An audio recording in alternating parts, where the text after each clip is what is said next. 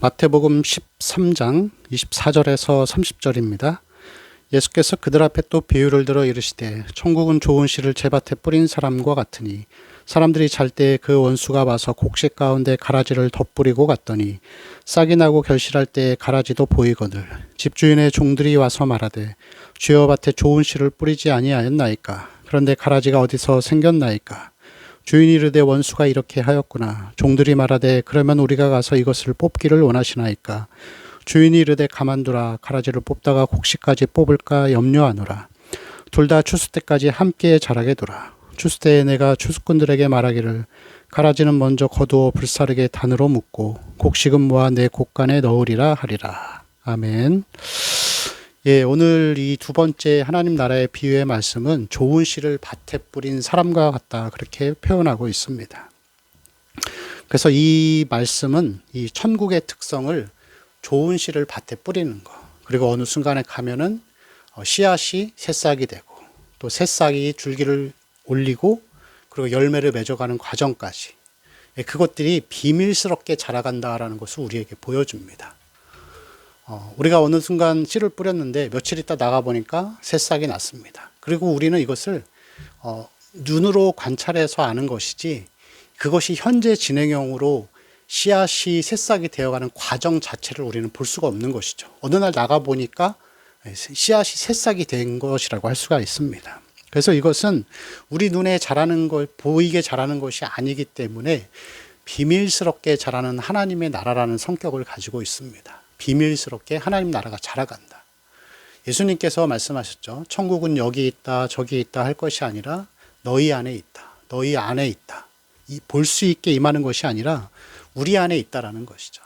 그래서 이 말씀은 비밀스럽게 하나님의 나라가 우리 마음 가운데에서 자라가는 것을 이야기합니다. 우리가 과거에는 신앙을 가졌어도 돈에 대한 욕심이나 집착이 많았을 수도 있습니다.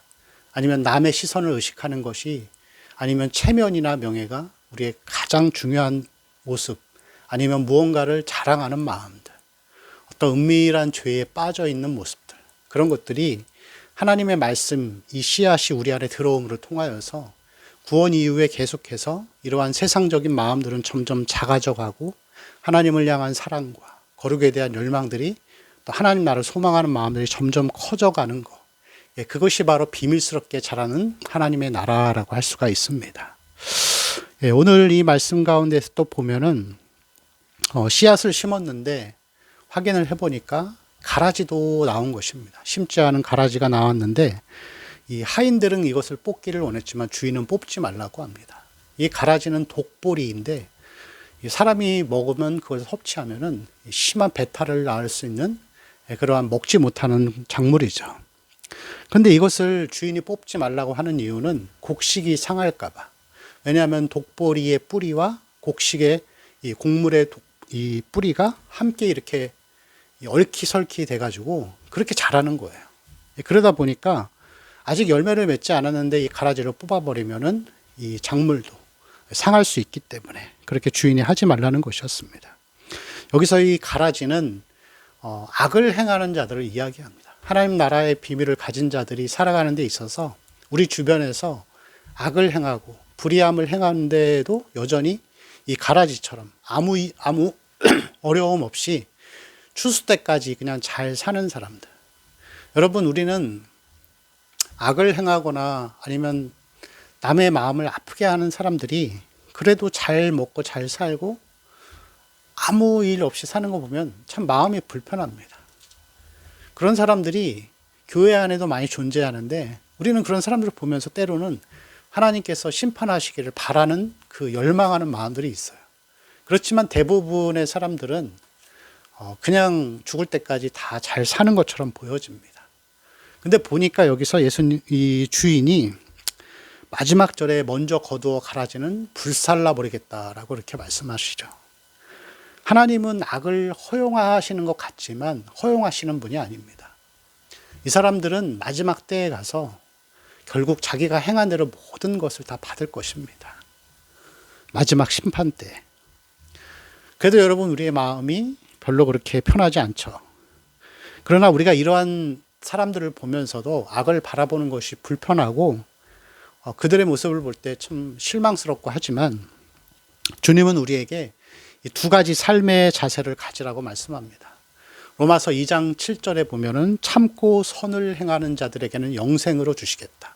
우리는 참고 선을 행하는 삶이 되어야 합니다. 참는 삶, 인내하는 것이죠.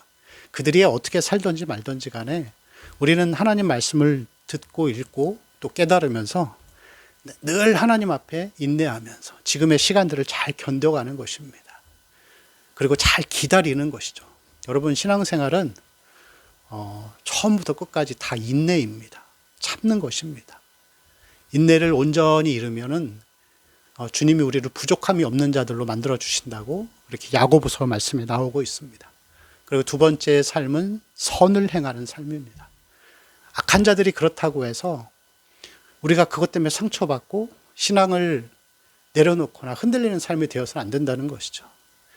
여러분, 이 교회 안에서 이러한 악행들을 저지르는 사람들을 보면서, 그런 목회자를 보면서 우리가 교회를 안 나가거나 가난한 성도가 되어서는 안 됩니다.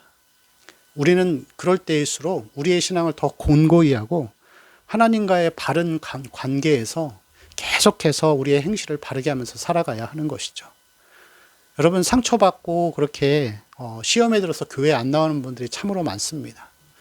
참 너무나도 안타까운 일이지만 그들은 그들이고 우리는 참고 선을 행하는 삶을 살아가야 합니다.